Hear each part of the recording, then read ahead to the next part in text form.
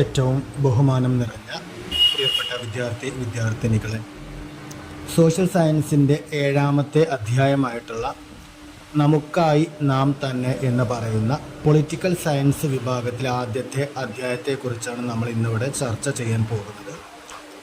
History അധ്യായം, ചരിത്രവുമായി ബന്ധപ്പെട്ട ഒരു 6 അധ്യായങ്ങളാണ് നമ്മൾ മുൻ ക്ലാസ് വരെ ചർച്ച ചെയ്തിട്ടുണ്ടായിരുന്നത്. ഇവിടുന്ന് അങ്ങോട്ടുള്ള ഏതാനും അധ്യായങ്ങൾ രാഷ്ട്രീയപരമായിട്ട് നമുക്ക് അറിയുവാനും ചിന്തിക്കാനും ഉതകുന്ന രീതിയിലുള്ള അധ്യായങ്ങളാണ്. അതിലെ ആദ്യ അധ്യായമായ നമുക്കായി നാം തന്നെ എന്ന് പറയുന്ന അധ്യായത്തെക്കുറിച്ച് നമുക്കൊന്ന് നോക്കാം. ഇന്ത്യയിൽ പ്രധാനമായിട്ടും ചർച്ച ചെയ്യുന്ന ഒന്ന് തന്നെയാണ്, രാഷ്ട്രീയത്തിൽ ചർച്ച ചെയ്യുന്ന ഒന്ന് തന്നെയാണ് നമ്മുടെ വോട്ടവകാശം എന്ന് പറയുന്നത്. ഒരു പൗരന് ലഭിക്കുന്ന വോട്ട്, ആ അവകാശത്തെ തന്നെയാണ് വോട്ടവകാശം എന്ന് പറയുന്നത്. ആ വോട്ടവകാശം എന്നുള്ളതിനെക്കുറിച്ച് നമ്മൾ ടെക്സ്റ്റിൽ നമുക്കൊരു വിവരണം തരുന്നുണ്ട്.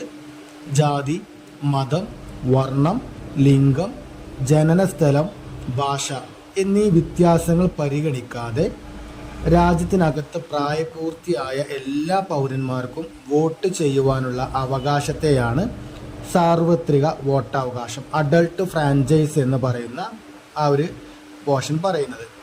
ഒന്നാമത് നമ്മൾ നോക്കുന്നത് എല്ലാവർക്കും, രാജ്യത്തിനകത്ത് പ്രായപൂർത്തിയായ എല്ലാവർക്കും വോട്ടവകാശം കൊടുക്കുക എന്നുള്ളതാണ്. അതിന് എന്ത് തടസ്സമാവരുത്? ആ ഒരു പൗരൻ്റെ, ആ ഒരു വ്യക്തിയുടെ ജാതിയും മതവും വർണ്ണവും വർഗവും ലിംഗവും ജനനസ്ഥലവും ഭാഷയും ഒന്നും വ്യത്യാസമില്ലാതെ 18 വയസ്സ് തികഞ്ഞ ഏവർക്കും വോട്ട് ചെയ്യാനുള്ള അവകാശത്തെയാണ് ഇവിടെ സാർവത്രിക വോട്ടവകാശം എന്ന് പറയുന്നത്. ഓക്കെ, ഇനി നമ്മൾ വോട്ട് ചെയ്യുന്ന കക്ഷികൾ, അതല്ലെങ്കിൽ വിഭാഗങ്ങൾ, പൗരന്മാരായി 18 വയസ്സ് കഴിഞ്ഞ എല്ലാവർക്കും വോട്ടവകാശം ഉണ്ട് എന്ന് നമ്മൾ പറഞ്ഞു. അപ്പോൾ നമ്മൾ കൊടുക്കുന്ന വോട്ട് ഏതെങ്കിലും വിഭാഗക്കാർക്കായിരിക്കും നമ്മൾ കൊടുക്കുക. അങ്ങനെ ഇവിടെ പറയുന്നത് പ്രധാനമായിട്ടും 2 വിഭാഗക്കാരെയാണ് ഇവിടെ പറയുന്നത്. ഒരു വിഭാഗം ദേശീയ കക്ഷികളെന്നും രണ്ടാമത്തെ വിഭാഗം സംസ്ഥാന കക്ഷികളെന്നും. ഓക്കെ, നമുക്ക് ആ കക്ഷി എന്നുള്ളത് വേണമെങ്കിൽ എന്താക്കാം, അവിടെ പാർട്ടി എന്ന് പറയാം. നമുക്കൊക്കെ ഉണ്ടാവുമല്ലോ മനസ്സിൽ, അതല്ലെങ്കിൽ നമ്മളെ പുറത്ത് പറയാൻ പറ്റുന്നതും പറ്റാത്തതുമായിട്ടുള്ള നമ്മളെ ആശയങ്ങൾ ഉൾക്കൊള്ളുന്നതും ഉൾക്കൊള്ളാൻ പറ്റാത്തതായിട്ടുള്ള ഒരുപാട് പാർട്ടികൾ ഇവിടെ ഉണ്ടാവും. ഓക്കെ, ഇവിടെ അതിനെ നമുക്ക് ആ കക്ഷികൾ എന്നുള്ളതിനെ പാർട്ടികൾ എന്നാക്കാം. ദേശീയ പാർട്ടികളെന്നോ അതല്ലെങ്കിൽ സംസ്ഥാന പാർട്ടികളെന്നോ നമുക്ക് രണ്ടാക്കിയാണ് തരംതിരിക്കാം. ഇവിടെ ദേശീയ പാർട്ടികൾ അതല്ലെങ്കിൽ ദേശീയ കക്ഷികൾ എന്ന് പറഞ്ഞാൽ രാജ്യത്തിൻ്റെ ഏതൊരു ഭാഗത്തും സംഘടനാ തലം ഉള്ളതും ജനപിന്തുണ ഉള്ളതുമായിട്ടുള്ള രാഷ്ട്രീയ പാർട്ടികളാണ് ദേശീയ കക്ഷികൾ അതല്ലെങ്കിൽ ദേശീയ പാർട്ടികൾ എന്ന് പറയാം. ഇനി അത് സംസ്ഥാന കക്ഷികളാകുമ്പോൾ എന്തേക്കാരം, ഏതെങ്കിലും ഒരു സംസ്ഥാനത്ത് മാത്രം പ്രവർത്തിക്കുന്ന കക്ഷികളായിരിക്കും ആ ഒരു സംസ്ഥാന തല കക്ഷികളെന്നോ അല്ലെങ്കിൽ സംസ്ഥാന പാർട്ടി എന്നോ പറയുന്നത്. അപ്പോൾ ആദ്യം നമ്മൾ സാർവത്രിക വോട്ടവകാശം എന്താണെന്ന് നോക്കി, പിന്നെ ദേശീയ കക്ഷികൾ, സംസ്ഥാന കക്ഷികൾ എന്താണെന്നുള്ളത് നമ്മൾ പറഞ്ഞു. ഓക്കെ, ഇനി ഈ ഒരു വോട്ടവകാശം നമ്മൾ ആദ്യം പറഞ്ഞ അഡൾട്ട് ഫ്രാഞ്ചൈസ്, സാർവത്രിക വോട്ടവകാശത്തെക്കുറിച്ചായാലും സംസ്ഥാന അതല്ലെങ്കിൽ തലസ്ഥാന കക്ഷികൾ അല്ലെങ്കിൽ ദേശീയ കക്ഷികളായാലും ഇവരെല്ലാം നിയന്ത്രിക്കാൻ ഒരു അതോറിറ്റി വേണം. ഇന്ത്യയിൽ ഒരുപാട് സ്വതന്ത്ര ഓഫീസുകൾ അല്ലെങ്കിൽ അതോറിറ്റികളുണ്ട്. അതിലേറ്റവും പ്രധാനപ്പെട്ടതും ഇമ്പോർട്ടൻ്റ് ആയിട്ടുള്ള ഒന്നാണ് തിരഞ്ഞെടുപ്പ് കമ്മീഷൻ എന്ന് പറയുന്ന അതോറിറ്റി. ഓക്കെ, അപ്പോൾ ഞാൻ തിരഞ്ഞെടുപ്പ് കമ്മീഷൻ എന്താണ് എന്നുള്ളതാണ് പറയുന്നത്. ആ ഒരു തിരഞ്ഞെടുപ്പ് കമ്മീഷൻ എന്ന് പറയുമ്പോൾ അതിൽ നമ്മൾ നേരത്തെ പറഞ്ഞ പോലെ സംസ്ഥാന കമ്മീഷനും അതല്ലെങ്കിൽ കേന്ദ്ര കമ്മീഷൻ അല്ലെങ്കിൽ ദേശീയ കമ്മീഷൻ എന്നൊക്കെ പറയുന്നത് പോലെ 2 വിഭാഗമുണ്ട്. അപ്പോൾ നമ്മൾ കക്ഷികളെക്കുറിച്ച് നമ്മൾ സംസ്ഥാന കക്ഷികളെന്നും ദേശീയ കക്ഷികളെന്നും പറഞ്ഞു. അതേപോലെ തന്നെ ഇവിടെ തെരഞ്ഞെടുപ്പ് കമ്മീഷനിൽ എന്തുണ്ടാവും, സംസ്ഥാന തലത്തിലും ഒരു അതോറിറ്റി ഉണ്ടാവും, കേന്ദ്ര തലത്തിലും ഒരു അതോറിറ്റി ഉണ്ടാവും.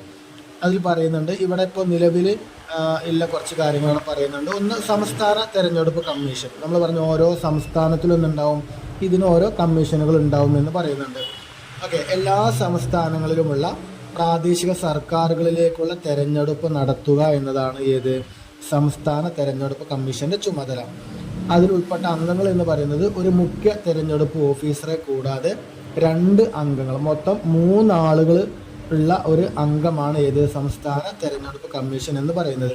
ഈ അംഗങ്ങളെ നിയമിക്കുന്നത് ആരായിരിക്കും? നിലവിലുള്ള പ്രസിഡന്റ് ആയിരിക്കും അവരെ നിയമിക്കുന്നത്. എന്തൊക്കെയാണ് ഈ സംസ്ഥാന തെരഞ്ഞെടുപ്പ് കമ്മീഷന്റെ ചുമതലകൾ എന്ന് പറയുന്നുണ്ട്. വോട്ടർ പട്ടിക തയ്യാറാക്കലുണ്ടാവും, തെരഞ്ഞെടുപ്പ് വിജ്ഞാപനം പുറപ്പെടുവിക്കുക, എന്നാണ് തെരഞ്ഞെടുപ്പ് നടത്തേണ്ടത് എന്നുള്ള ആ ഒരു അത്തരത്തിലുള്ള നിർദ്ദേശങ്ങൾ പറയാം.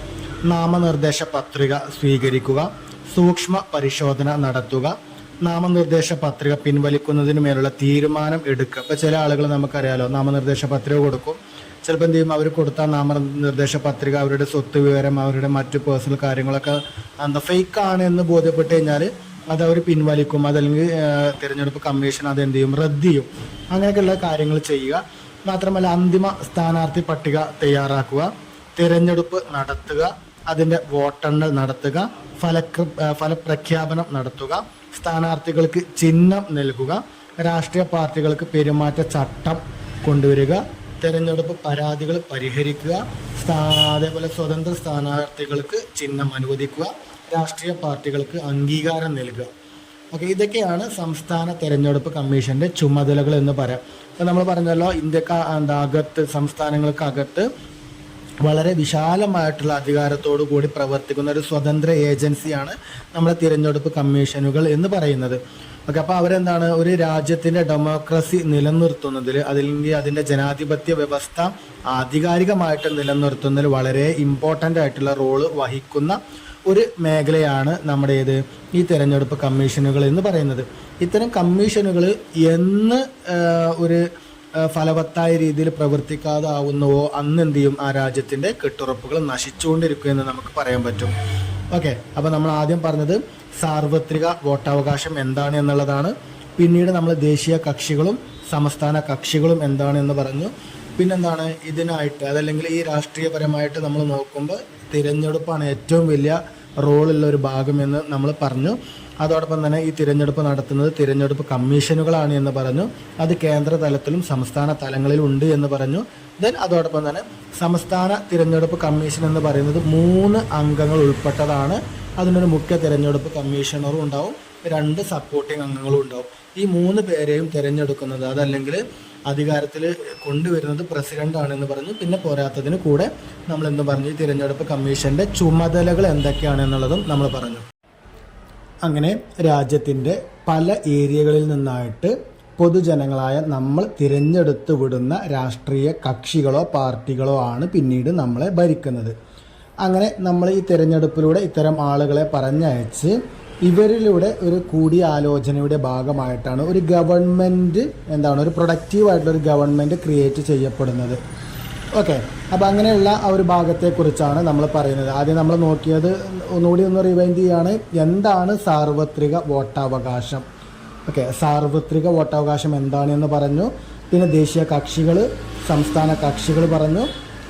ഇലക്ഷൻ കമ്മീഷനിലെ അംഗങ്ങൾ ആരൊക്കെയാണ്, അവരെ ആരാണ് അപ്പോയിൻമെൻറ്റ് ചെയ്യുന്നത് എന്നും അവരുടെ ചുമതലകളും. ഈ ഒരു പ്രോസസ്സിങ്ങിലൂടെ ഉണ്ടായി വരുന്ന ഒരു കൂട്ടായാണ്, അല്ലെങ്കിൽ ആ കൂട്ടായ്മയാണ് നമ്മൾ ഗവൺമെൻറ് എന്ന് പറയുന്നത്. ഈ ഗവൺമെൻറ് എന്ന് പറയുന്നത് പ്രധാനമായിട്ടും 3 വിഭാഗങ്ങൾ കൂടി ചേർന്നതാണ്.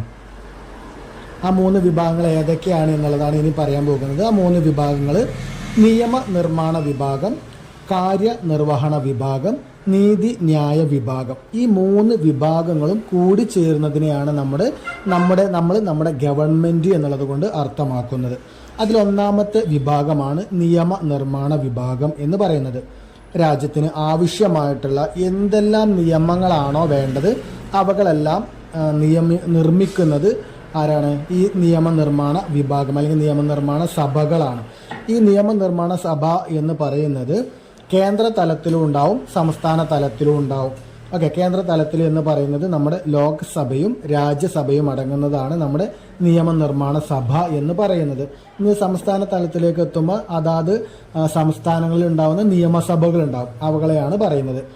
ഈ ലോകസഭ, രാജ്യസഭ, സംസ്ഥാന നിയമനിർമ്മാണ സഭകൾ, രാഷ്ട്രപതി, ഇവരെല്ലാം കൂടി ചേർന്നതിനെയാണ് നമ്മൾ നിയമനിർമ്മാണ വിഭാഗം എന്ന് പറയുന്നത്.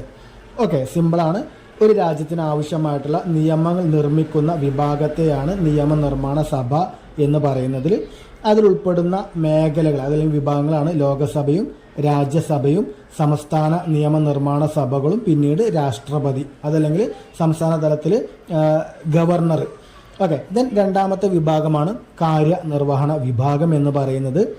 രാജ്യത്തിനകത്ത് നിർമ്മിക്കപ്പെട്ട നിയമങ്ങൾ നടപ്പിലാക്കുക എന്നുള്ളതാണ് ആരുടെ ഡ്യൂട്ടി?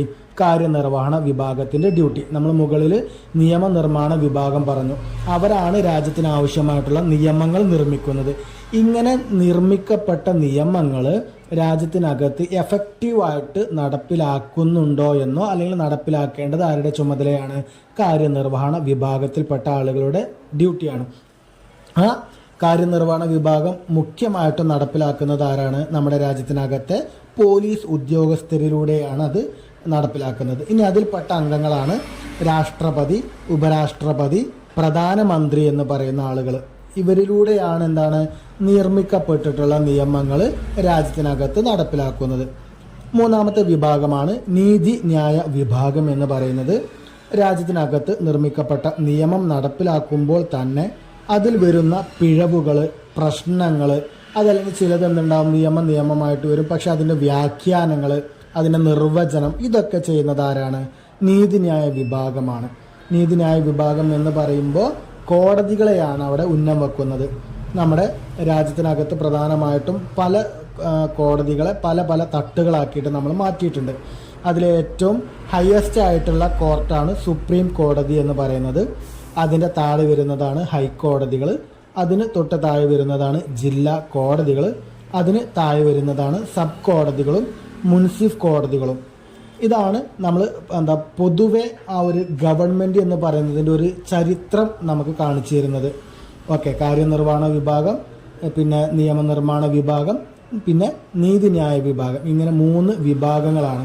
അതിൽ നിയമനിർമ്മാണ വിഭാഗം എന്ന് പറയുന്നത് ലോകസഭയും രാജ്യസഭയും രാഷ്ട്രപതിയും സംസ്ഥാന നിയമനിർമ്മാണ സഭയും ഗവർണറും ഉൾപ്പെട്ടതാണ് എന്ന് പറഞ്ഞു. ദെൻ പിന്നീട് അവിടെ പറഞ്ഞത് കാര്യനിർവഹണ വിഭാഗമാണ്. അതിൽ രാഷ്ട്രപതിയും ഉപരാഷ്ട്രപതിയും പ്രധാനമന്ത്രിയും ഉൾപ്പെട്ടതാണ് എന്ന് പറഞ്ഞു. ദെൻ പിന്നീട് പറഞ്ഞതാണ് നീതിന്യായ വിഭാഗം. രാജ്യത്തിനകത്തുള്ള പ്രധാനമായിട്ടും 4 തട്ടുകളാക്കി തിരിച്ചിട്ടുള്ള കോടതികളാണ് ഇത്തരം കാര്യങ്ങൾ വ്യാഖ്യാനിക്കുന്നത് അല്ലെങ്കിൽ ഇത്തരം കാര്യങ്ങൾ ചെയ്യുന്നത് എന്നാണ് പറയുന്നത്. ഇനി ഓരോന്നും നമ്മൾ ഡീറ്റെയിൽഡായിട്ട് നോക്കുകയാണ്. നമ്മൾ മുകളിൽ പറഞ്ഞ ഇതേ നമ്മുടെ ഗവൺമെൻറ്റിനുള്ള പ്രധാനപ്പെട്ട ചിറകുകളായിട്ടുള്ള ഓരോ നിയമനിർമ്മാണ സഭയും കാര്യനിർവഹണ വിഭാഗവും അതേപോലെ നീതിന്യായ വിഭാഗവും എന്താണെന്നുള്ളത് നമ്മൾ ഡീറ്റെയിൽഡായിട്ട് നമ്മൾ നോക്കുകയാണ്. നിയമനിർമ്മാണ സഭ. ഇന്ത്യയുടെ നിയമനിർമ്മാണ വിഭാഗത്തെ പാർലമെൻറ്റ് എന്നാണ് പറയുക. രാഷ്ട്രപതി, ലോക്സഭ, രാജ്യസഭ എന്നിവ ഉൾപ്പെടുന്നതാണ് ഇന്ത്യയുടെ നിയമനിർമ്മാണ സഭ എന്ന് പറയുന്നത്. ആ നിയമനിർമ്മാണ സഭയെ നമ്മൾ പാർലമെൻറ്റ് എന്ന് പറഞ്ഞു. ആ പാർലമെൻറ്റിൻ്റെ 2 ഹൗസസ്, അതല്ലെങ്കിൽ ദി ഹൗസസ് അല്ലെങ്കിൽ 2 മണ്ഡലങ്ങൾ എന്നുള്ളതാണ് പേരിലാണ് അറിയപ്പെടുക. 2 മണ്ഡലം എന്ന് പറയുമ്പോൾ 2 മണ്ഡലങ്ങൾ, 2 വീട് എന്നാണ് അറിയപ്പെടുന്നത്. ഒന്നാമത്തെ മണ്ഡലം ലോക്സഭ, രണ്ടാമത്തേത് രാജ്യസഭ. ലോകസഭ, ഇത് എക്സാമിന് അധികം ചോദിച്ച് കാണാറുണ്ട്, ലോകസഭയും രാജ്യസഭയും തമ്മിലുള്ള മാറ്റങ്ങൾ. ലോകസഭ എന്ന് പറയുന്നത് ജനങ്ങൾ നേരിട്ട് തിരഞ്ഞെടുക്കപ്പെടുന്ന 543 അംഗങ്ങൾ ഉൾപ്പെട്ടിരിക്കും. പുറമെ പ്രസിഡന്റ് നാമനിർദ്ദേശം ചെയ്യപ്പെടുന്ന 2 അംഗങ്ങളും അതിലുണ്ടാവും. ഇതിനെ ജനപ്രതിനിധി സഭ എന്നാണ് പറയാം. അതായത് ജനങ്ങൾ നേരിട്ടാണ് ഇതിലുള്ള 543 അംഗങ്ങളെ തിരഞ്ഞെടുക്കുന്നത്. അപ്പോൾ അതുകൊണ്ട് എന്താണ്, ജനങ്ങളുടെ പ്രതിനിധികൾ ഇരിക്കുന്ന സഭയാണ്. അപ്പോൾ അതുകൊണ്ടാണ് ഇതിനെ ജനപ്രതിനിധി സഭ എന്ന് പറയുന്നത്. ഇതിൻ്റെ കാലാവധി എന്ന് പറയുന്നത് 5 വർഷമാണ്. 5 വർഷം കഴിയുമ്പോൾ ഇത് പിരിച്ചുവിടും. എന്നിട്ട് പുതിയ തെരഞ്ഞെടുപ്പ് നടക്കും. വീണ്ടും ജനങ്ങളുടെ പ്രതിനിധികൾ കയറി വരും. ഓക്കെ, നിലവിൽ അതിൻ്റെ അധ്യക്ഷൻ എന്ന് പറയുന്നത് സ്പീക്കർ ആയിരിക്കും. ഓക്കെ, അപ്പോൾ ജനങ്ങൾ നേരിട്ട് തിരഞ്ഞെടുക്കപ്പെടുന്ന ഒരു സഭയാണ് ലോകസഭ. പുറമെ നാമനിർദ്ദേശം ചെയ്യപ്പെടുന്ന 2 അംഗങ്ങൾ അതിലുണ്ടാവും. അതിനെ ജനപ്രതിനിധി സഭ എന്നാണ് പറയുന്നത്. 5 വർഷ കാലാവധിയാണ് ഇതിനുണ്ടാവുക. ഇതിനെ നിയന്ത്രിക്കുന്നത് സ്പീക്കർ ആയിരിക്കും എന്നുള്ളതാണ്. രണ്ടാമത്തെ ഹൗസാണ് രാജ്യസഭ. ഇതിൽ തിരഞ്ഞെടുക്കപ്പെടുന്ന 238 അംഗങ്ങളാണ് ഉണ്ടാവുക. നാമനിർദ്ദേശം ചെയ്യപ്പെടുന്ന 12 അംഗങ്ങളും ഇതിലുണ്ടാവും. സംസ്ഥാനങ്ങളുടെ കൗൺസിൽ എന്നുള്ള പേരിലാണ് ഇത് അറിയപ്പെടുക. ഇതൊരു സ്ഥിരം സഭയാണ്. ഇതിൻ്റെ അധ്യക്ഷൻ ഉപരാഷ്ട്രപതിയാണ്. ലോകസഭയിൽ 543 അംഗങ്ങളാണ് ഉണ്ടായിരുന്നത് എങ്കിൽ ഇവിടെ 238 അംഗങ്ങളാണ് ഉണ്ടാവുക. 2 അംഗങ്ങളെയാണ് അവിടെ നാമനിർദ്ദേശം നോമിനേറ്റ് ചെയ്യപ്പെടുന്നത് എങ്കിൽ ഇവിടെ 12 അംഗങ്ങളെയാണ് നോമിനേറ്റ് ചെയ്യപ്പെടുന്നത്. അത് ജനങ്ങൾ നേരിട്ട് തിരഞ്ഞെടുത്ത് പറഞ്ഞയക്കുന്നതാണ് ലോകസഭയിലേക്ക്. ഇവിടെ എന്താണ്, ജനങ്ങൾ നേരിട്ട് തിരഞ്ഞെടുക്കുന്നില്ല. ഓരോ സംസ്ഥാനങ്ങളും അവർക്ക് അർഹിക്കുന്ന കോട്ടക്കനുസരിച്ച് അവർ പറഞ്ഞയക്കുകയാണ് ചെയ്യുക. അവിടെ ജനപ്രതിനിധി സഭ എന്നാണ് അറിയപ്പെട്ടിരുന്നത് എങ്കിൽ ഇവിടെ സംസ്ഥാനങ്ങളുടെ പ്രതിനിധികളാണ്, അല്ലെങ്കിൽ സംസ്ഥാന കൗൺസിലായിട്ടാണ് ഇത് അറിയപ്പെടുക. അവിടെ 5 വർഷമാണ് കാലാവധി എങ്കിൽ ഇവിടെ എന്താണ്, കാലാവധി ഇല്ല, സ്ഥിരമാണ്. അതായത് എന്താണ്, വ്യക്തികൾക്ക് കാലാവധി ഉണ്ടാവും, 5 വർഷം ഉണ്ടാവും. പക്ഷേ ലോകസഭ 5 വർഷം കഴിയുമ്പോൾ കൂട്ടായിട്ട് പിരിച്ചുവിടുകയാണ്. ഇവിടെ അങ്ങനെ കൂട്ടമായിട്ട് പിരിച്ചുവിടുന്നില്ല. ആ ഒരു വർഷം കഴിയുമ്പോൾ എന്തുണ്ടാവും, 5 വർഷം കഴിയുമ്പോൾ ആ വ്യക്തികൾ അല്ലെങ്കിൽ 5 വർഷം ഇരുന്ന ആളുകൾ ഇങ്ങനെ മാറിക്കൊണ്ടേയിരിക്കും, റൊട്ടേഷനായിട്ട് ഇങ്ങനെ ഉണ്ടാവും. ഒരിക്കലും എന്തുണ്ടാവില്ല, രാജ്യസഭ ഫ്രീ ആയിട്ട് ഇരിക്കൂല എന്നാണ് പറയാം. ഇവിടെ ഉപരാഷ്ട്രപതി ആയിരിക്കും അതിൻ്റെ അധ്യക്ഷൻ എന്ന് പറയാം. ഓക്കെ, പിന്നീട് നമുക്കൊരു ഇമ്പോർട്ടൻ്റ് ആയിട്ടുള്ളൊരു ഭാഗം വരുന്നുണ്ട്. ഒരു നിയമത്തിൻ്റെ കരട് രൂപം, അതല്ലെങ്കിൽ ബില്ല് എങ്ങനെയാണ് ഉണ്ടാകുന്നത് എന്നുള്ളൊരു ഭാഗം പറയുന്നുണ്ട്. ലോകസഭയിലും രാജ്യസഭയിലും ചർച്ച ചെയ്തതിന് ശേഷമാണ് ബില്ല് പാസ്സാവുക. ഇരു സഭകളിലും അത് പാസ്സായി കഴിഞ്ഞാൽ ഈ കരട് രൂപം, ആദ്യം നമ്മൾ അവതരിപ്പിക്കുന്ന ആ ഒരു പേപ്പറിൻ്റെ ഭാഗത്ത് നമ്മൾ കരട് രൂപം എന്നാണ് പറയാം. അപ്പോൾ നമ്മൾ ആ ഡ്രാഫ്റ്റ് ചെയ്യപ്പെട്ട ആ ഒരു ഭാഗം 2 സഭകളിലും വായിക്കും. ലോകസഭയിൽ വായിക്കും. ലോകസഭയിൽ കേവല ഭൂരിപക്ഷം കിട്ടിക്കഴിഞ്ഞാൽ അത് രാജ്യസഭയിലെത്തും.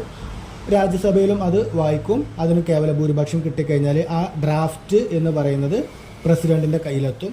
പ്രസിഡന്റ് ഒപ്പുവെക്കുന്നതോടുകൂടി ആ ഡ്രാഫ്റ്റ് എന്താവും, ബില്ലായി മാറും, നിയമമായിട്ട് മാറുന്നു എന്നുള്ളതാണ്. ഓക്കെ, അപ്പോൾ ലോകസഭയിലും രാജ്യസഭയിലും ചർച്ച ചെയ്തതിന് ശേഷമാണ് ബില്ല് പാസ്സാവുക. തുടർന്ന് രാഷ്ട്രപതിയുടെ അംഗീകാരം കൂടി ലഭിച്ചാൽ അതെന്താവും, പിന്നീട് നിയമമായിട്ട് മാറും. രാജ്യത്തെ എല്ലായിടത്തും അത് നടപ്പിലാക്കേണ്ട ഒന്നായിട്ട് അത് മാറുന്നു എന്നുള്ളതാണ് അവിടെ പറയുന്നത്. ദെൻ പിന്നീട് ഉള്ള 2ാമത്തെ വിഭാഗം കാര്യനിർവഹണ വിഭാഗം എന്ന് പറയുന്നു. നയങ്ങൾ രൂപീകരിക്കുക, നിയമങ്ങൾ നടപ്പിലാക്കുക, രാജ്യത്തെ ദൈനംദിന ഭരണ നിർവഹണം നടത്തുകയും ചെയ്യുന്ന സർക്കാരിൻ്റെ ഘടകമാണ് കാര്യനിർവഹണ വിഭാഗം എന്ന് പറയുന്നത്. അത് പ്രധാനമായിട്ടും 2 ഇനമാണുള്ളത്. കേന്ദ്ര കാര്യനിർവഹണ വിഭാഗവും സംസ്ഥാന കാര്യനിർവഹണ വിഭാഗവും. രണ്ടെന്താണ്, ഉണ്ടാക്കിയിട്ടുള്ള നിയമങ്ങളും മറ്റു കാര്യങ്ങളൊക്കെ കേന്ദ്ര തലത്തിലും നടപ്പിലാക്കണം, സംസ്ഥാന തലങ്ങളിലും എന്താണ് നടപ്പിലാക്കണം. അപ്പോൾ അതിലാദ്യത്തെയാണ് കേന്ദ്ര കാര്യനിർവഹണ വിഭാഗം എന്ന് പറയുന്നത്. അതിൽ ഉൾപ്പെടുന്ന ആളുകളാണ് രാഷ്ട്രപതി, ഉപരാഷ്ട്രപതി, കേന്ദ്ര മന്ത്രിസഭ, ദെൻ കേന്ദ്ര ഉദ്യോഗസ്ഥ വൃന്ദർ എന്ന് പറയുന്നത്. ദെൻ അതേപോലെ സംസ്ഥാന കാര്യനിർവഹണ വിഭാഗമുണ്ട്. അതിലുൾപ്പെടുന്ന ആളുകളാണ് ഗവർണർ, സംസ്ഥാന മന്ത്രിസഭ, ഇവിടുത്തെ സംസ്ഥാന തലത്തിലുള്ള ഉദ്യോഗസ്ഥർ എന്ന് പറയുന്നത്. ഓക്കെ, ഇനി നിങ്ങളിതിൽ കേന്ദ്ര കാര്യനിർവഹണ വിഭാഗമായാലും നിയമനിർമ്മാണ വിഭാഗമായാലും അതിൽ 2ലും ഉൾപ്പെട്ട ഒരാളാണ് രാഷ്ട്രപതി എന്ന് പറയുന്നത്. നമ്മളെ കാഴ്ചപ്പാടിൽ രാഷ്ട്രപതി ഒരു ചെറിയ പവറല്ല.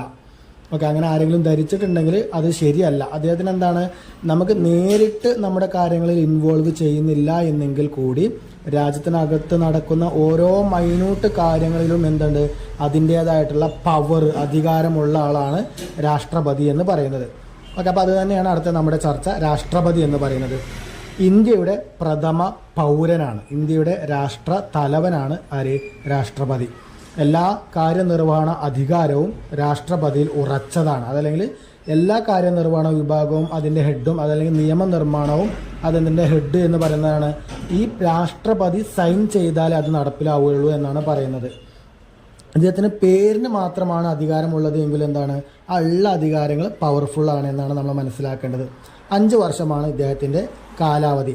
കേന്ദ്ര മന്ത്രിസഭയുടെ ഉപദേശം അനുസരിച്ച് ആണ് രാഷ്ട്രപതി പ്രവർത്തിക്കുക. അതല്ലെങ്കിൽ കേന്ദ്രതലത്തിൽ നമുക്കൊരു മന്ത്രിസഭ ഉണ്ടാവുമല്ലോ, പ്രധാനമന്ത്രിയും ആഭ്യന്തരമന്ത്രിയൊക്കെ ഉൾപ്പെടുന്നൊരു മന്ത്രിസഭ. ആ മന്ത്രിസഭ പറഞ്ഞു കൊടുക്കുന്നതിനനുസരിച്ചാണ് ആര് പ്രവർത്തിക്കുക, രാഷ്ട്രപതി പ്രവർത്തിക്കുക എന്നുള്ളതാണ് പറയുന്നത്. മാത്രമല്ല ചില അവസരങ്ങളിൽ ഇദ്ദേഹത്തിന് എന്തുണ്ടാവും, പ്രത്യേക വിശേഷ അധികാരങ്ങൾ ഇദ്ദേഹത്തിന് ഉണ്ടാവും. രാഷ്ട്രപതി ഇല്ലെങ്കിൽ അദ്ദേഹത്തിൻ്റെ ചുമതല ഉപരാഷ്ട്രപതിയാണ് നിർവഹിക്കുക എന്നുള്ളതാണ് പറയുന്നത്. ഇനി അവിടെ നമ്മൾ അറിഞ്ഞിരിക്കാനുള്ള ഒരു കാര്യങ്ങൾ പറയുന്നുണ്ട്. ഇന്ത്യയുടെ ആദ്യ പ്രസിഡന്റ് ആരാണ് എന്നുള്ളത്, ഇന്ത്യയുടെ നിലവിൽ ഇപ്പോഴത്തെ പ്രസിഡന്റ് ആരാണ് എന്നുള്ളത്, അതോടൊപ്പം ഇന്ത്യയുടെ ആദ്യ പ്രധാനമന്ത്രി, ഇപ്പോഴത്തെ പ്രധാനമന്ത്രി, അത് കേന്ദ്ര തലത്തിലുള്ള കാര്യം. ഇനി അതേപോലെ സംസ്ഥാന തലങ്ങളിലേക്ക് വരുമ്പോൾ ഇന്ത്യയുടെ കേരളത്തിൻ്റെ ആദ്യ മുഖ്യമന്ത്രി, ഇപ്പോഴത്തെ മുഖ്യമന്ത്രി, അതുപോലെ കേരളത്തിലെ ആദ്യ ഗവർണർ ആരാണ്, ഇപ്പോഴത്തെ ഗവർണർ ആരാണ് എന്നുള്ളത്. അങ്ങനത്തെ കുറച്ച് കാര്യങ്ങൾ നമ്മളോട് അറിഞ്ഞിരിക്കാൻ വേണ്ടി അവിടെ പറയുന്നുണ്ട്. അപ്പോൾ അത് നിങ്ങൾ കണ്ടെത്തുക കേട്ടോ. ചിലപ്പോൾ നമ്മളെ നോട്ടിൽ വരുന്ന സമയത്ത് ചിലപ്പോൾ ഉണ്ടാവും, മാറ്റങ്ങൾ ഉണ്ടാവും. ഓക്കെ, മുൻപ് എഴുതി വെച്ച റെക്കോർഡായതുകൊണ്ട് ചിലപ്പോൾ എന്തുണ്ടാകും അതിൽ മാറ്റങ്ങൾ ഉണ്ടാകും. ഏതായാലും അത് നോട്ടിലേക്ക് നിങ്ങൾ പകർത്തുന്നതിന് മുമ്പ് നിങ്ങൾ ഗൂഗിൾ ഉപയോഗിച്ചിട്ടോ അതല്ലെങ്കിൽ നിങ്ങൾ മറ്റ് ബുക്കുകളോ ഉപയോഗിച്ചിട്ട് ആ നിലവിലുള്ള ആളുകളെ ഒന്ന് കണ്ടെത്തിയാണ് നിങ്ങൾ രേഖപ്പെടുത്താൻ വേണ്ടി നിങ്ങൾ ശ്രമിക്കുക എന്നുള്ളതാണ്. ഓക്കെ, ഇനി അവിടെ നമ്മൾ രാഷ്ട്രപതി എന്താണ് എന്നുള്ളതും രാഷ്ട്രപതിൻ്റെ പവറുകൾ എന്താണ് എന്നുള്ളതും നമ്മൾ നോക്കി. അതേപോലെ തന്നെ നോക്കേണ്ട മറ്റൊരാളാണ് നമ്മുടെ പ്രധാനമന്ത്രി. ഇനി അടുത്ത ഭാഗം അവിടേക്കാണ് പോകുന്നത്. പ്രധാനമന്ത്രിയും മന്ത്രിസഭയും എന്ന് പറയുന്നത് ഇന്ത്യയിലെ യഥാർത്ഥ കാര്യനിർവഹണ വിഭാഗം ചുമതല എന്ന് പറയുന്നത് പ്രധാനമന്ത്രി തലവനായ മന്ത്രിസഭയ്ക്കാണ്. എല്ലാ നയപരമായ തീരുമാനങ്ങളും എടുക്കുന്നത് മന്ത്രിസഭയാണ്. മന്ത്രിസഭയുടെ തലവനാണ് പ്രധാനമന്ത്രി. ലോകസഭയിൽ ഭൂരിപക്ഷമുള്ള പാർട്ടിയുടെ അല്ലെങ്കിൽ മുന്നണിയുടെ നേതാവാണ് പ്രധാനമന്ത്രിയായിട്ട് വരിക അല്ലെങ്കിൽ ചാർജിൽ വരുന്നത്. പ്രധാനമന്ത്രിയെയും മന്ത്രിസഭയെയും നിയമിക്കുന്നത് രാഷ്ട്രപതിയാണ്. ലോകസഭയിൽ ഭൂരിപക്ഷമുള്ള കാലം അത്രയും അവർക്ക് എന്തുണ്ടാവും, അധികാരം ഉണ്ടാവും. നമ്മൾ ആദ്യം പറഞ്ഞു ലോകസഭയിൽ 5 വർഷം ഉണ്ടാവും എന്ന് പറഞ്ഞത് നോർമൽ കേസാണ്. ഇനി എന്തെങ്കിലും പ്രശ്നങ്ങളൊക്കെ ആയിട്ട് ആ ഭൂരിപക്ഷം നഷ്ടപ്പെട്ട് കഴിഞ്ഞാൽ എന്തുണ്ടാവേണ്ടി വരും? ഇപ്പോൾ നമ്മൾ കേവല ഭൂരിപക്ഷം പറഞ്ഞല്ലോ, ആ കേവല ഭൂരിപക്ഷം നഷ്ടപ്പെട്ട് കഴിഞ്ഞാൽ മന്ത്രിസഭ എന്ത് വേണ്ടി വരും? രാജിവെച്ച് പുറത്തു പോകേണ്ടി വരും എന്നുള്ളതാണ് പറയുന്നത്. ഇതൊക്കെ നമുക്ക് അറിയാവുന്ന കാര്യങ്ങൾ തന്നെയാണ്. ഓക്കെ, ഇനി എന്തൊക്കെയാണ് പ്രധാനമന്ത്രിയുടെ ചുമതലകൾ എന്ന് പറയുന്നുണ്ട്. മന്ത്രിമാരെയും വകുപ്പുകളെയും നിശ്ചയിക്കുക, മന്ത്രിസഭാ യോഗത്തിൽ അധ്യക്ഷത വഹിക്കുക, രാഷ്ട്രപതി മന്ത്രിസഭ ഇവക്കിടയിൽ പാലമാകും. മന്ത്രിസഭയ്ക്കും രാഷ്ട്രപതിക്കും ഇടയിൽ എന്തുണ്ടാവും? ഒരു ബ്രിഡ്ജ് ഉണ്ടാക്കുക എന്നുള്ളതാണ് പ്രധാനമന്ത്രിയുടെ ചുമതല. ലോകസഭയുടെ നേതാവായിട്ട് പ്രവർത്തിക്കുക, വിവിധ വകുപ്പുകളുടെ പ്രവർത്തനം ഏകോപിപ്പിക്കുക, അന്തർദേശീയ വേദികളിൽ രാജ്യത്തിനെ പ്രതിനിധാനം ചെയ്യുക എന്നുള്ളതാണ്. ഇത്രയും പവറാണ് പ്രധാനമന്ത്രിക്കുള്ളത്. ഇനി നമ്മൾ നേരത്തെ നിങ്ങൾക്ക് തന്ന വർക്കിൻ്റെ അതോടൊപ്പം ഞാൻ നേരത്തെ പറഞ്ഞത് തന്നെയാണ് ഇവിടെ വരുന്നത്. ഇപ്പോഴത്തെ പ്രധാനമന്ത്രി, ആദ്യത്തെ പ്രധാനമന്ത്രി, ആ ആളുകളെ നിങ്ങളൊന്ന് കണ്ടെത്തി എന്നുള്ളതാണ്. ഇനി നമ്മുടെ ഗവൺമെൻറ് എന്ന് പറയുന്ന ഭാഗത്തെ 3ാമത്തെ വിഭാഗമാണ് നീതിന്യായ വിഭാഗം എന്ന് പറയുന്നത്. നമ്മൾ പറഞ്ഞു നീതിന്യായ വിഭാഗം എന്ന് പറയുമ്പോൾ അത് കോടതികളെയാണ് എയിം ചെയ്യുന്നത് എന്ന് പറഞ്ഞു. ഏറ്റവും പ്രധാനപ്പെട്ട കോടതി സുപ്രീം കോടതിയാണ് എന്ന് പറഞ്ഞു. ഓക്കെ, അങ്ങനെ ആ 4 തട്ടിലുള്ള കോടതികൾ എന്താണ് എന്നുള്ളതാണ് ഇവിടെ പറയുന്നത്. സുപ്രീം കോടതി രാജ്യത്തെ പരമോന്നത നീതിപീഠമാണ്. ഇന്ത്യ മുഴുവനും അധികാര പരിധിയുണ്ട്. ചീഫ് ജസ്റ്റിസും ജഡ്ജിമാരുമാണ് ഇതിൻ്റെ ആളുകൾ എന്ന് പറയുന്നത്, മെയിൻ ആളുകൾ എന്ന് പറയുന്നത്. ഇനി ഹൈക്കോടതികൾ സംസ്ഥാനങ്ങളിലെ ഉയർന്ന കോടതിയാണ്. സംസ്ഥാനം മുഴുവനും ഇവർക്ക് അധികാര പരിധിയുണ്ട്. സംസ്ഥാനങ്ങളിൽ ഉണ്ടാകുന്ന കേസുകൾ ഇവർ പരിഗണിക്കുന്നു എന്നുള്ളതാണ് പറയുന്നത്. താഴെ വരുന്നതാണ് ജില്ലാ കോടതി. സിവിലും ക്രിമിനലുമായ കേസുകളാണ് ഇവർ പരിഗണിക്കുന്നത്. ഒരു ജില്ല മാത്രമാണ് ഇവർക്ക് അധികാര പരിധി ഉണ്ടാവുക. അതിന് താഴെ വരുന്ന കോടതികളാണ് സബ് കോടതികൾ എന്ന് പറയുന്നത്. താലൂക്ക് തല കേസുകളാണ് ഇവർ പരിഗണിക്കുന്നത്. ഓക്കെ, ഇനി സുപ്രീം കോടതിക്ക് മാത്രമായിട്ട് ചില പ്രിവിലേജസ് ഉണ്ട്. അതാണ് പറയുന്നത്. ഉത്ഭവാധികാരം, അപ്പീലാധികാരം, ഉപദേശാധികാരം, റിട്ട് അധികാരം എന്ന് പറയുന്ന അധികാരങ്ങൾ കൂടി അവർക്ക് ഉണ്ട്. പൊതുഭരണം ജനങ്ങളുടെ ക്ഷേമം മുൻനിർത്തി രാജ്യത്ത് നിലവിലുള്ള നിയമങ്ങളും സർക്കാരുകൾ രൂപം നൽകുന്ന നയപരിപാടികളും വികസന പദ്ധതികളും കോടതി വിധികളും ഉപയോഗിച്ചും കൂടാതെ മാനുഷിക വിഭവങ്ങളും ഭൗതിക സാഹചര്യങ്ങളും കൂട്ടിയിണക്കി ജനങ്ങളിലേക്ക് എത്തിക്കുന്ന ആ ഒരു മൊത്തം പ്രോസസ്സിനെ അല്ലെങ്കിൽ പ്രക്രിയയാണ് ഇവിടെ പൊതുഭരണം എന്ന് പറയുന്നത്. എന്താണ് അതിൻ്റെ അൾട്ടിമേറ്റ് ലക്ഷ്യം എന്ന് പറയുന്നത്? എന്താണ്? ജനങ്ങളുടെ ഒരു കോമൺ പീപ്പിൾ എന്ന് പറയുന്ന ജനങ്ങളുടെ സിറ്റിസൺ വെൽഫെയർ ആയിരിക്കണം. ഓക്കെ, ആ സിറ്റിസൺ വെൽഫെയറാണ് മുൻനിർത്തുന്നത്. മാത്രമല്ല രാജ്യത്തിനകത്തെ നിയമങ്ങളും പിന്നെ അതാത് കാലയളവിൽ സർക്കാരുകൾ ഉണ്ടാക്കുന്ന നയപരിപാടികൾ, വികസന പദ്ധതികൾ, പുറമെ കോടതികളുടെ നിയമങ്ങൾ, വിധികൾ, അവകളും മനുഷ്യൻ്റെ ആരോഗ്യം, സമ്പത്ത്, അതായത് മനുഷ്യൻ്റെ മൂലധനവും അങ്ങനത്തെ കാര്യങ്ങളെല്ലാം ഉപയോഗിച്ചുകൊണ്ട് പൊതുജനങ്ങൾക്കായിട്ട് ഉപയോഗപ്പെടുത്തുന്ന പദ്ധതിയെയാണ്. അതിൽ ഇത്തരം കാര്യങ്ങളിലൂടെ ജനക്ഷേമം മുൻനിർത്തി ഭരണം നടത്തുന്നതിനെയാണ് ഇവിടെ പൊതുഭരണം എന്നുള്ളത് കൊണ്ട് ഉദ്ദേശിക്കുന്നത്. ഈ പൊതുഭരണത്തിൻ്റെ പ്രാധാന്യം എന്ന് പറയുന്നത് സർക്കാർ നയങ്ങൾ രൂപപ്പെടുത്തുന്നു, ജനക്ഷേമം ഉറപ്പാക്കുന്നു, ജനകീയ പ്രശ്നങ്ങൾക്ക് പരിഹാരം കാണുന്നു, സാധനങ്ങളും സേവനങ്ങളും ലഭ്യമാക്കുന്നു എന്നുള്ളതാണ് ഇതിൻ്റെ പ്രത്യേകതകൾ. ഓക്കെ, ഇനി പൊതുഭരണം പോലെ തന്നെയാണ് സ്വകാര്യ ഭരണം എന്ന് പറയുന്നത്. ഇതിൽ സ്വകാര്യ ഭരണം എന്താണെന്ന് പറയുന്നുണ്ട്. സ്വകാര്യ സ്ഥാപനങ്ങളുടെ നടത്തിപ്പിനു വേണ്ടി രൂപീകരിക്കുന്ന സംവിധാനമാണ് ഇവിടം ഭരണം നിർവഹിക്കുന്ന സ്വകാര്യ മാനേജ്മെൻ്റാണ്. പൊതുഭരണം എന്ന് പറയുമ്പോൾ അതിനൊരു അതോറിറ്റി, അതിന് സർക്കാരാണ് ആ രാജ്യത്തിനകത്തെ അതല്ലെങ്കിൽ ആ സംസ്ഥാനത്തിനകത്തെ മുഴുവൻ ജനങ്ങളുടെയും ക്ഷേമമാണ് അതിൻ്റെ എയിം എന്ന് പറയുന്നത്. ഈ സ്വകാര്യ ഭരണം എന്ന് പറയുമ്പോഴോ അതിൻ്റെ സർക്കാരോ പൊതുജനങ്ങൾക്കോ വേണ്ടിയല്ല. അത് ചിലപ്പോൾ ഒരു ഫേം ആയിരിക്കും, ഇതൊരു ചിലപ്പോൾ സംഘടനയാവാം, ചിലപ്പോൾ ഒരു ഓഫീസാവാം, അങ്ങനെ ഒരു കൂട്ടം ആളുകളാവാം, അതല്ലെങ്കിൽ എന്തൊരു സ്ഥാപനമാവാം. അപ്പോൾ ആ സ്ഥാപനത്തിൻ്റെ ക്ഷേമം മാത്രമാണ് അവിടെ മുൻനിർത്തി ഇവർ ഭരിക്കുള്ളൂ. അപ്പോൾ അത്തരം ഭരണത്തിനെയാണ് ഇവിടെ സ്വകാര്യ ഭരണം എന്ന് പറയുന്നത്. ഇനി ഏത് ഭരണമാണെങ്കിലും ആ ഭരണങ്ങളെല്ലാം നടപ്പിലാക്കുന്നതായിരിക്കും സർക്കാരോ അല്ലെങ്കിൽ സർക്കാരേതര ഉദ്യോഗസ്ഥരോ ആയിരിക്കും എന്നുള്ളതാണ്. പിന്നെ അവിടെ നമുക്ക് നോക്കാനുള്ളത് ഉദ്യോഗസ്ഥർ എന്താണ് എന്നുള്ളതാണ്. ഉദ്യോഗസ്ഥ വൃന്ദം എന്ന് പറയുന്ന ഒരു ഭാഗം അവിടെ പറയുന്നുണ്ട്. രാജ്യത്തിൻ്റെ ദൈനംദിന കാര്യങ്ങളിൽ ഭരണകാര്യങ്ങൾ നിർവഹിക്കുകയും പൊതുഭരണത്തിന് കീഴിൽ പ്രവർത്തിക്കുകയും ചെയ്യുന്നവരെയാണ് ഇവിടെ ഉദ്യോഗസ്ഥ വൃന്ദർ എന്ന് പറയുന്നത്. എങ്ങനെയാണ് രാജ്യത്തിനകത്തെ ദൈനംദിന ഡേ ടു ഡേ ലൈഫിൽ ഇവർക്ക് എന്തുണ്ടാവണം, ആ ഭരണകാര്യങ്ങളിൽ ഇവർക്ക് ജോലി ഉണ്ടാവണം, ഭരണകാര്യങ്ങളിൽ ഇവർക്ക് പങ്കാളിത്തം ഉണ്ടാവണം.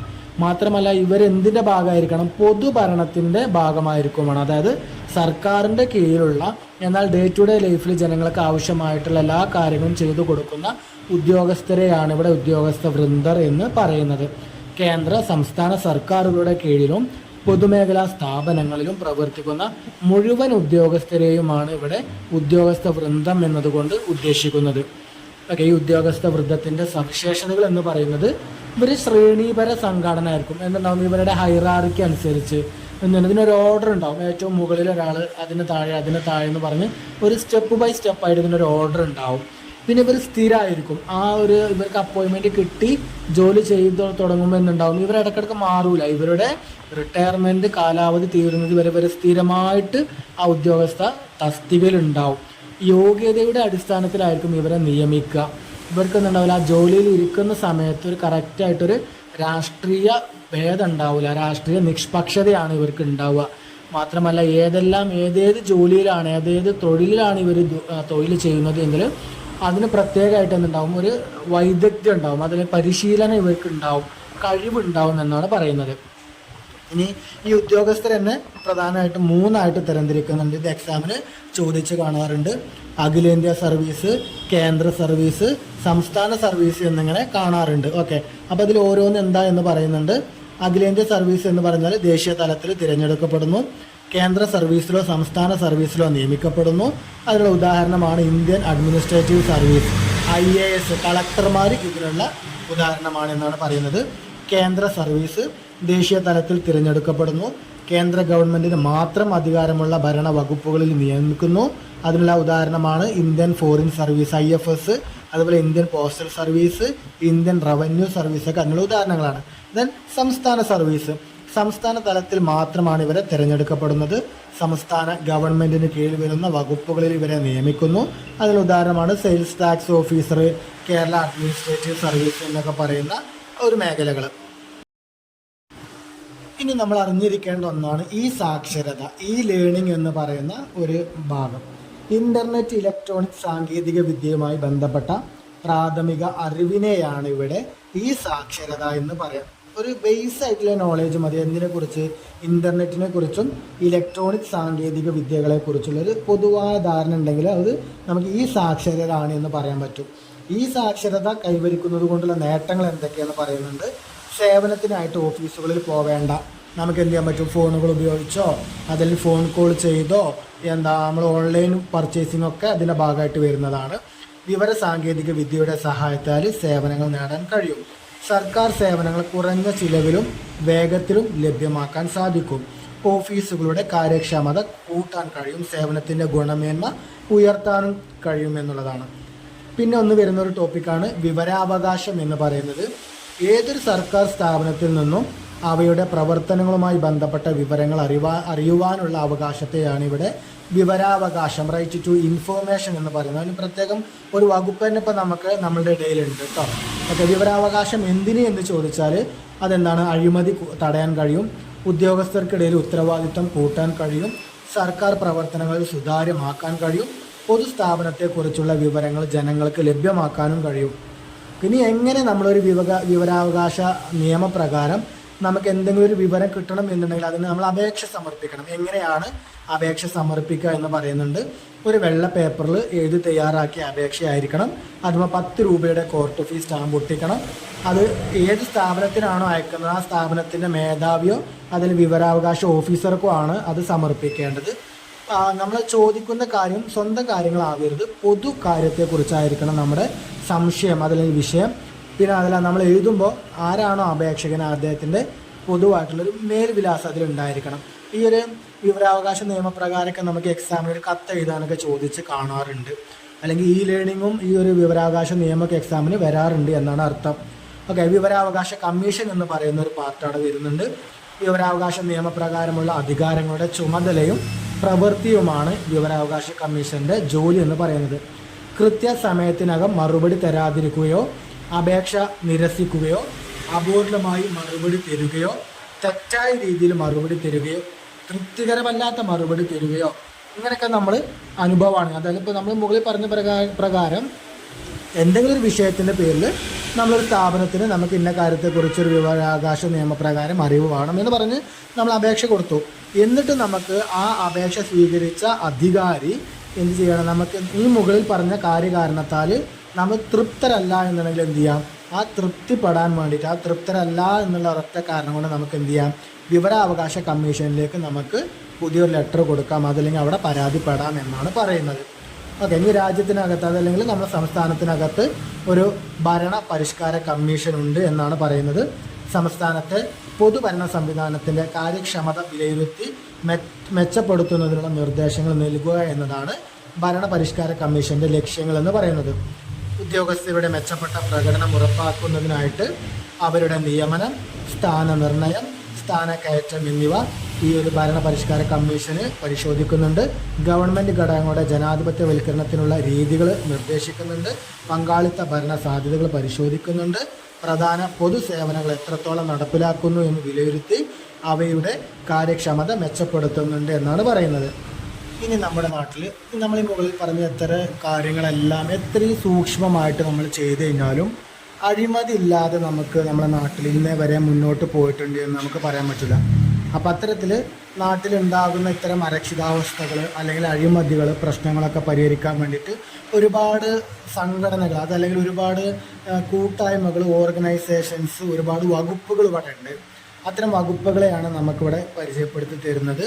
Lokpal, Lokayukta, central vigilance commission, ombudsman എന്നൊക്കെ പറയുന്ന കുറച്ച് കാര്യങ്ങളിവിടെ പറയുന്നുണ്ട്. എന്താണെന്ന് പറയുന്നുണ്ട്. ലോക്പാൽ ആൻഡ് ലോകായുക്ത അഴിമതി ഭരണത്തിലോ ഉദ്യോഗസ്ഥ തലത്തിലോ രാഷ്ട്രീയ തലത്തിലോ സംഭവിച്ചാൽ അവ തടയുന്നതിനാണ് ലോക്പാൽ സംവിധാനം ഇവിടെ ഒരുക്കിയിട്ടുള്ളത്. കോടതി നടപടികളുടെ രീതിയാണ് ഈ ഒരു വകുപ്പിനുള്ളത്.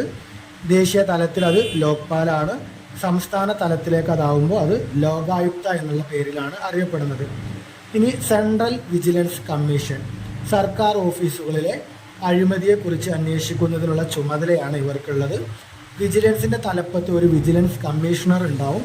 എല്ലാ വകുപ്പുകളിലും എന്തുണ്ടാവും? ഒരു മുഖ്യ വിജിലൻസ് ഓഫീസർ ഉണ്ടാവും. ഇനി മറ്റൊന്നാണ് ഓംബുഡ്സ്മാൻ എന്ന് പറയുന്നത്. ജനപ്രതിനിധികളോ ഉദ്യോഗസ്ഥരോ അഴിമതി, സ്വജനപക്ഷപാതം, ധന ദുർവിനിയോഗം എന്നിങ്ങനെ നടത്തിയാൽ അല്ലെങ്കിൽ എന്നിവ നടത്തിയാൽ പരാതിപ്പെടാനുള്ള സംവിധാനമാണ് ഓംബുഡ്സ്മാൻ എന്ന് പറയുന്നത്. സർവീസിൽ നിന്നും വിരമിച്ച ഹൈക്കോടതി ജഡ്ജിയാണ് ഓംബുഡ്സ്മാനായിട്ട് നിയമിക്കുന്നത് അല്ലെങ്കിൽ നിയമിതനാവുന്നത്. ജനങ്ങൾക്ക് പരാതിയുമായി നേരിട്ട് ബന്ധപ്പെടാൻ കഴിയും. പരാതി ലഭിച്ചാൽ ആരെയും വിളിച്ചു വരുത്തി അന്വേഷണം നടത്താനുള്ള അധികാരം ഓംബുഡ്സ്മാൻ ഉണ്ടാവുമെന്നാണ്. അപ്പോൾ ഓംബുഡ്സ്മാൻ എന്ന് പറയുന്ന വ്യക്തി എന്താണ്? ഒരു റിട്ടയേർഡ് ഹൈക്കോടതി ജഡ്ജി ആയിരിക്കണം. ഓക്കെ, അതല്ലെങ്കിൽ റിട്ടയേർഡ് ഹൈക്കോടതി ജഡ്ജിയാണ് ഇവിടെ ഓംബുഡ്സ്മാനായിട്ട് നിയമിതനാവുന്നത് എന്നാണ് പറയുന്നത്. അങ്ങനെ നമുക്ക് അപേക്ഷ കിട്ടിക്കഴിഞ്ഞാൽ ആർക്കും ഓപ്പണായിട്ട് അപേക്ഷ കൊടുക്കാൻ പറ്റും. അങ്ങനെ അപേക്ഷ കിട്ടിക്കഴിഞ്ഞാൽ ആരെയും വിളിച്ചു വരുത്തി ഓഫീസിലേക്ക് വിളിച്ചു വരുത്തിക്കൊണ്ട് അന്വേഷണം നടത്താനുള്ള ഒരു അധികാരവും ആർക്കുണ്ട്? ഓംബുഡ്സ്മാൻ ഉണ്ട് എന്നാണ് പറയുന്നത്. ഓക്കെ, ഇതാണ് അപ്പോൾ നമ്മൾ ഇന്ന് നോക്കിയ അധ്യായം 7 നമുക്കായി നാം തന്നെ എന്ന് പറയുന്ന ഒരു ഭാഗത്ത് നമ്മൾ നോക്കിയിട്ടുണ്ടായിരുന്നത്. പ്രധാനമായിട്ട് ഏതൊക്കെ ഭാഗങ്ങളാണ് നമ്മൾ നോക്കിയത് ഒന്നുകൂടി ഒന്ന് പറയുകയാണ്. ഇതിൻ്റെ അധ്യായത്തിൻ്റെ ആദ്യ ഭാഗത്ത് നമ്മൾ സാർവത്രിക വോട്ടവകാശം എന്താണ് എന്ന് നോക്കി, ദേശീയ കക്ഷികളും സംസ്ഥാന കക്ഷികളും എന്താണ് എന്ന് നോക്കി, തിരഞ്ഞെടുപ്പ് കമ്മീഷൻ എന്താണ് എന്നും അതിൻ്റെ ഘടന എന്താണ് എന്നും തിരഞ്ഞെടുപ്പ് കമ്മീഷന്റെ ചുമതലകൾ എന്താണ് എന്നൊക്കെ നമ്മൾ നോക്കി. പിന്നീട് നമ്മുടെ ഭരണ സംവിധാനത്തിലേക്കാണ് വന്നത്. നമ്മുടെ ഗവൺമെന്റ്, ആ ഒരു ഗവൺമെന്റ് എന്ന് പറയുന്ന സിസ്റ്റത്തിലേക്കാണ് വന്നത്. നമ്മുടെ ഗവൺമെന്റ് എന്ന് പറയുന്നത് 3 ഭാഗം ചേർന്നതാണ്. നിയമനിർമ്മാണ വിഭാഗം, ദെൻ കാര്യനിർവഹണ വിഭാഗം, ദെൻ നീതിന്യായ വിഭാഗം. ഈ 3 വിഭാഗങ്ങളും എന്താണ്, അതിൻ്റെ ലെവലുകൾ എന്താണ്, എങ്ങനെയൊക്കെയാണ് അതിൻ്റെ ഭരണങ്ങൾ നടക്കുന്നത് എന്നൊക്കെ നോക്കി. മാത്രമല്ല നമ്മുടെ നിയമനിർമ്മാണ സഭ നിലനിൽക്കുന്നത് നമ്മുടെ പാർലമെൻറ്റാണ്. പാർലമെൻറ്റിൻ്റെ 2 സഭകളാണ് ലോകസഭ, രാജ്യസഭ എന്ന് പറഞ്ഞു. പിന്നീട് 2 സഭകളിലും പാസ്സായി വരുന്ന ഒരു കരട് ബില്ല് എങ്ങനെയാണ് നിയമമാകുന്നത് എന്ന് നമ്മൾ പറഞ്ഞു. ഒപ്പം നിങ്ങൾക്ക് എന്ത് ചെയ്യുക, അതിനോടൊപ്പം തന്നെ നമ്മുടെ ആദ്യകാല പ്രസിഡന്റ്, ഇപ്പോഴത്തെ പ്രസിഡന്റ്, ആദ്യകാല പ്രധാനമന്ത്രി, ഇപ്പോഴത്തെ പ്രധാനമന്ത്രി, അതേപോലെ കേരളത്തിൻ്റെ ആദ്യ മുഖ്യമന്ത്രി, ഇപ്പോഴത്തെ മുഖ്യമന്ത്രി, ആദ്യത്തെ ഗവർണർ, ഇപ്പോഴത്തെ ഗവർണർ എന്നിങ്ങനെ കാര്യങ്ങളൊക്കെ ഒന്ന് പൊതുവായിട്ടൊരു ജനറൽ നോളജിൻ്റെ ഭാഗമായിട്ട് ജസ്റ്റ് ഒന്ന് നോക്കാൻ വേണ്ടി പറഞ്ഞിട്ടുണ്ടായിരുന്നു. ദെൻ അതിനുശേഷം നമ്മൾ പറഞ്ഞ 3 വകുപ്പുകളും കാര്യമായിട്ട് നോക്കി. അതിനിടയിൽ രാഷ്ട്രപതി എന്താണ്, അദ്ദേഹത്തിൻ്റെ പവർ എന്താണ്, പ്രധാനമന്ത്രി, മന്ത്രിസഭകൾ എന്താണ്, അവരുടെ ചുമതലകൾ എന്താണെന്നൊക്കെ നോക്കി. പിന്നീട് സുപ്രീം കോടതിയെക്കുറിച്ചാണ് നമ്മൾ നോക്കിയിട്ടുണ്ടായിരുന്നത്. സുപ്രീം കോടതി, അപ്പോൾ കോടതികളുടെ തരം എങ്ങനെയാണ് നമ്മൾ നോക്കി. സുപ്രീം കോടതിക്ക് മാത്രമായിട്ടുള്ള അധികാരങ്ങൾ ഏതൊക്കെയാണ് നമ്മൾ നോക്കി. ഉത്ഭവാധികാരം, അപ്പീലധികാരം, ഉപദേശാധികാരം, റിട്ട് അധികാരം എന്നൊക്കെ പറയുന്നത്. അപ്പോൾ അതിൽ റിട്ട് അധികാരം തന്നെ 5 എണ്ണം ഉണ്ട്. ഹേബിയസ് കോർപ്പസ്, മെൻഡാമസ്, കോവാറൻഡോ, സെർഷ്യോറർ എന്നൊക്കെ പറയുന്ന 5 കാര്യങ്ങളുണ്ട്. പിന്നീട് അതിന് ശേഷമാണ് നമ്മൾ പൊതുഭരണം എന്താണ് എന്നുള്ളത് നോക്കി. അതിൻ്റെ പ്രാധാന്യം എന്താണെന്ന് നോക്കി. സ്വകാര്യ ഭരണം, ഉദ്യോഗസ്ഥ വൃന്ദർ, അവരുടെ സവിശേഷതകളൊക്കെ നോക്കി. നമ്മുടെ ഇവിടെ നാട്ടിലുള്ള, അതിൽ നമ്മളെ രാജ്യത്തിനകത്തുള്ള ഉദ്യോഗസ്ഥർ പ്രധാനമായിട്ടും അഖിലേന്ത്യാ സർവീസ്, കേന്ദ്ര സർവീസ്, സംസ്ഥാന സർവീസ് എന്നിങ്ങനെ ഈ വകുപ്പുകളിൽ ജോലി ചെയ്യുന്ന ആളുകളാണ് എന്നുള്ളത് നമ്മൾ പറഞ്ഞു. ഈ സാക്ഷരത എന്താണ് എന്നുള്ളതും അതിൻ്റെ നേട്ടങ്ങളും നമ്മൾ പറഞ്ഞു. വിവരാവകാശം എന്നാൽ എന്താണ് എന്നും അത് എന്തിനാണ് നടപ്പിലാക്കുന്നത് എന്നും ആ വിവരാവകാശ രേഖ പ്രകാരം എങ്ങനെ ഒരു അപേക്ഷ തയ്യാറാക്കാമെന്നും നമ്മൾ നോക്കി. വിവരാവകാശ കമ്മീഷൻ എന്താണ് എന്നും ഭരണപരിഷ്കാര കമ്മീഷൻ എന്താണ് എന്നുള്ളതും നമ്മൾ ചർച്ച ചെയ്തു. പിന്നെ നമ്മളെ നാട്ടിലുണ്ടാകുന്ന അഴിമതികളൊക്കെ തടയിടാൻ വേണ്ടിയിട്ട് Lokpal, Lokayukta, central vigilance, ombudsman എന്നിങ്ങനെ ഈ കാര്യങ്ങൾ കൂടി നോക്കി. ഇതാണ് നമ്മുടെ 7th ചാപ്റ്റർ ആയിട്ടുള്ള നമുക്കായി നാം തന്നെ എന്ന് പറയുന്ന അധ്യായത്തിൽ നമുക്ക് നോക്കാനുള്ളത്. ഓക്കെ, ഇത്രയേ ഉള്ളൂ. Okay, thank you.